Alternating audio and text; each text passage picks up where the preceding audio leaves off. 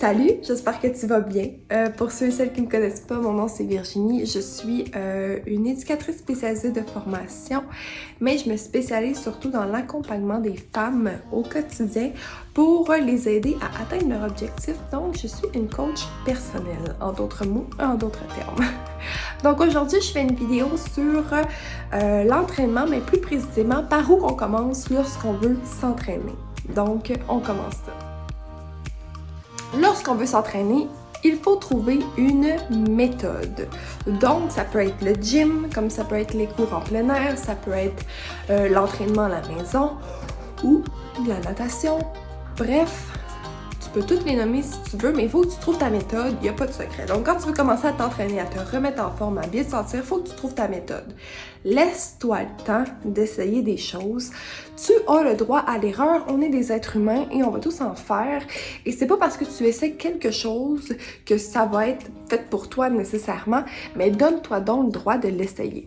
Donc, premier conseil, donne-toi une chance. Moi, j'ai parcouru diverses méthodes. J'ai commencé quand j'étais adolescente à faire des cours avec ma tante dans un gymnase pour ensuite découvrir le tapis roulant de mon sous-sol, pour ensuite m'inscrire au gym et pour finalement faire de l'entraînement à la maison qui est, je vous dirais, je crois, ma formule à moi. Je ne changerai pour rien au monde parce que c'est accessible, c'est facile, c'est simple et c'est efficace et moi j'aime ça. Ne pas me casser la tête et avoir quelque chose qui fonctionne de chez moi.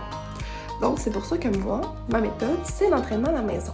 Mais la tienne, ça peut être différent et donne-toi une chance d'essayer. Fait que premièrement, si tu veux te remettre à l'entraînement, trouve ta méthode, essaie des choses.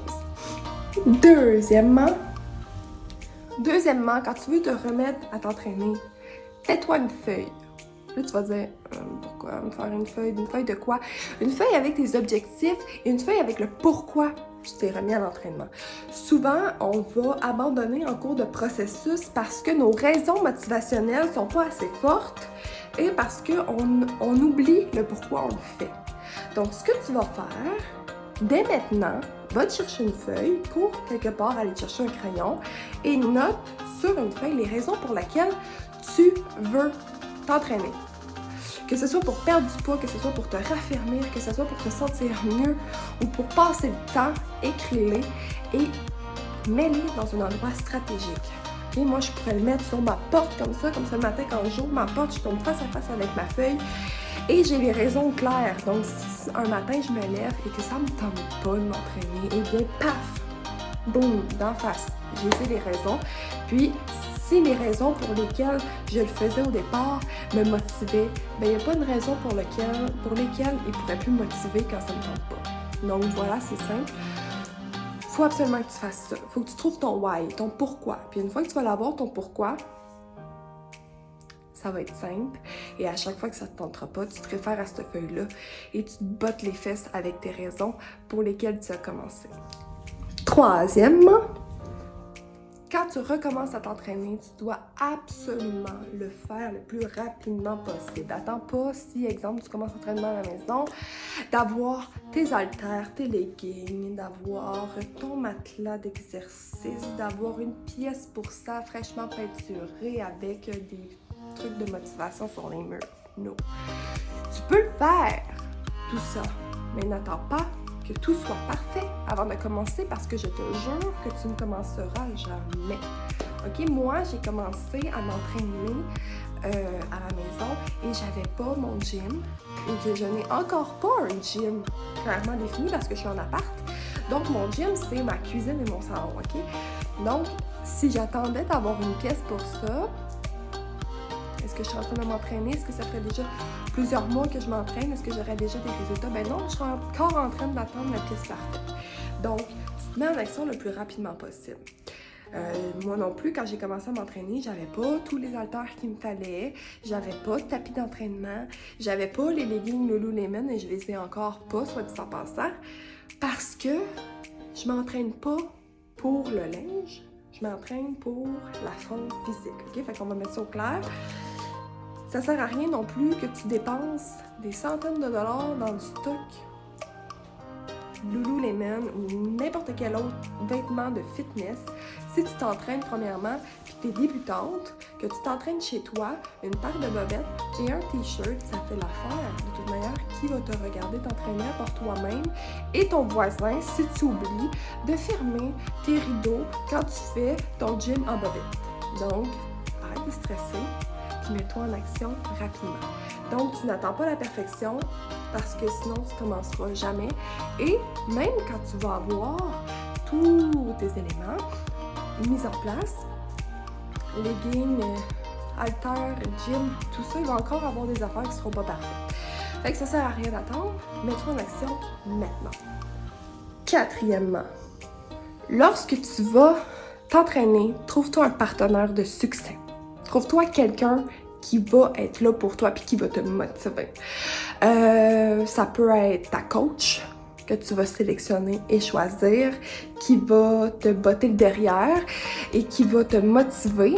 OK, si ta feuille est pas assez forte, un matin, tu y écris, tu lui dis « Regarde, là, matin, ça me tente pas. » Puis, devine quoi? Ben, elle va te motiver et elle va te démontrer que tu es capable parce que tu vas avoir discuté préalablement avec elle pour lui dire les raisons pourquoi tu t'entraînes. Elle va t'avoir aidé à choisir un plan d'entraînement pour toi, un programme d'entraînement pour toi, puis elle va te motiver avec ça.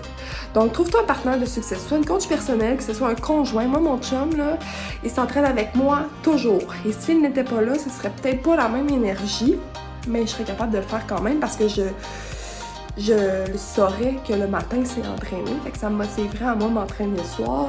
Vice versa, là, maintenant, avec le COVID, on le fait ensemble, mais le jour qu'il va recommencer à travailler, qu'il sera plus en télétravail, coupure drastique, on s'entraînera plus au même moment, mais au moins je veux savoir qu'il le fait. Sinon, ça peut être une amie qui veut faire de l'entraînement avec toi, qui veut s'embarquer dans cette aventure incroyable qui est prendre soin de nous. En fait, appelle-la sur FaceTime le matin. OK? Setez-vous des rendez-vous fitness, puis faites-les ensemble à distance. Ça se fait. Ou appelle-la si vous allez dans un gym, allez le faire ensemble, mais trouve-toi quelqu'un qui va te motiver puis qui va être là pour toi quand tu vas en avoir de besoin. Donc, ça, c'est mon conseil. Et qu'est-ce qui est merveilleux pour ceux et celles qui savent que je suis coach personnel et que j'ai mon gym virtuel en ligne, c'est qu'on a des groupes de soutien aussi. Donc, des groupes de femmes sur les réseaux sociaux qui partagent leur quotidien, tant au niveau du bien-être, de leurs conseils, de leurs trucs, de leurs astuces à elles, qui les partagent et que tu reçois ça dans ton feed d'actualité. C'est motivant. C'est motivant parce qu'à chaque fois que tu rouvres ton Facebook, tu vois qu'il y a une maman à quelque part qui a fait son workout, tu vois qu'il y a une fille qui l'a fait même si ça ne tentait pas, fait que toi, ça te motive. Puis ça, il faut que tu t'entoures de tout ça, de motivation. Il faut que tu t'entoures d'inspiration si tu veux mieux avancer et pas abandonner. Donc, trouve-toi un partenaire de succès ou une partenaire. Cinquièmement, mets ton entraînement à ton agenda. OK? Ça, c'est pas des farces. C'est pas une blague. Pas que tout ce que je viens de dire avant, c'était des blagues. Mais ça n'est vraiment pas une. Dans le sens où est-ce que, exemple, si tu as un rendez-vous au garage dans la vie, tu vas l'écrire, puis tu vas te pointer à ton rendez-vous. Parce que c'est ça le but d'un rendez-vous. Hein? Prendre un rendez-vous, c'est de se présenter. C'est toujours mieux, tu sais. Fait qu'il faut que tu fasses la même chose avec ton entraînement. Il faut que tu la mettes à ton horaire. Donc, si toi, tu veux 3 rendez-vous avec toi-même, dans le sens où 3 rendez-vous d'entraînement avec toi-même par semaine, ben tu te les sets dans ton agenda, puis quand tu arrives à la date et l'heure de ce rendez-vous-là, eh bien, tu t'y présentes. Donc, moi, mes rendez-vous se font quotidiennement avec moi-même, mon conjoint et mon ordinateur. Et quand je pèse sur play, ben, je pèse sur play. Si j'avais dit qu'à 8 heures, j'étais sur le tapis d'entraînement, à 8 heures, je suis sur le tapis d'entraînement. Et c'est comme ça que j'ai développé ma constance et ma rigueur. Parce que quand tu t'engages dans quelque chose et que tu respectes tes engagements, tu développes une confiance envers toi-même. Et cette confiance-là envers toi-même, mon Dieu, mon chien est en train de mourir en dessous du lit. Cette confiance envers toi-même que tu développes, eh bien, elle va te suivre toujours. Et quand tu vas avoir confiance en toi, tu vas savoir que tu es capable de réaliser quelque chose parce que tu vas voir que tu sais tes engagements envers toi-même. C'est comme quand tu as une amie, puis tu lui dis je t'attends à 9h au café du cégep, puis qu'elle se pointe pas au café du cégep à 9h, comment tu veux lui faire confiance? Fait que la prochaine fois que tu vas lui donner un rendez-vous, là, tu vas être fébrile à savoir, elle va-tu se pointer, elle se pointera-tu pas? Même chose avec toi-même. Si quand tu te donnes un rendez-vous, tu ne le respectes pas, quand tu seté à ton agenda un entraînement et que tu ne te présentes pas, eh bien, sache que la deuxième fois, tu vas savoir qu'il est à ton agenda, mais tu vas te dire, mon Dieu, est-ce que je vais le faire ou je vais encore skipper comme hier ou avant-hier? Tandis que quand tu te présentes, tu sais que le lendemain, tu vas être capable de te représenter. Donc, l'entraînement doit être planifié dans ton horaire et tu dois la respecter pour être en mesure de développer ta constance. Donc, finalement, quand tu veux recommencer l'entraînement ou que tu veux débuter l'entraînement, c'est super important d'avoir des pensées positives envers ça et de te laisser une chance, ok? Laisse-toi une chance de tomber, puis ainsi mieux te relever et mieux te remettre on the track. Sois indulgente envers toi-même. Ne sois pas trop sévère. Dans le sens où est-ce que si une journée tu t'es pas entraîné, abandonne pas. Ça sert à rien de faire ça. Tu vas juste enregistrer dans ton cerveau l'échec, puis après ça, ça va être 10 fois plus difficile. Si tu t'es pas entraîné une journée, ben le lendemain, on se remet dedans, puis on se laisse une chance. C'est pas la fin du monde. Moi, il y a eu des journées quand j'ai fait de l'entraînement où est-ce que j'en ai sauté des journées parce que je filais pas. OK? Est-ce que c'était la meilleure chose à faire? Non. Est-ce que j'étais fière de moi? Non. C'est sûr que j'étais encore plus fière de moi quand ça me tentait pas puis je le faisais quand même, OK? Mais ça se peut qu'il y ait des journées que ce soit pas possible. Et c'est pas grave. Le lendemain, tu reviens en force. Puis souvent, moi, j'ai des filles dans mon équipe qui, qu'est-ce qu'ils font? C'est qu'ils se font un double entraînement le lendemain. Fait que ça compense pour la journée manquée. Et ils se sentent mieux comme ça, OK? Donc, sois indulgente envers toi-même. Un enfant qui tombe quand il apprend à marcher, là, est-ce qu'on lui dit « Hey, relève-toi, voyons donc, que c'est ça? » Non. OK? On lui dit de se relever, puis on lui dit qu'il est capable. Puis, on est là pour la superviser, puis pour être sûr que tout se passe bien, parce qu'elle est en cheminement, et on veut que cet enfant-là réussisse à avoir une confiance en elle aussi, puis à se sentir bien dans ses premiers pas, parce que si tu chicanes un enfant à chaque fois qu'il tombe, il ne voudra plus tomber, fait qu'il va juste pas apprendre à marcher. C'est la même chose pour toi. Donc si tu ne ferais pas un enfant, fais-le pas envers toi-même, ok? Tu es en développement, tu es en cheminement, tu vas essayer des choses, puis tu vas te tromper, mais tu vas te relever, puis tu vas apprendre de ça, ok?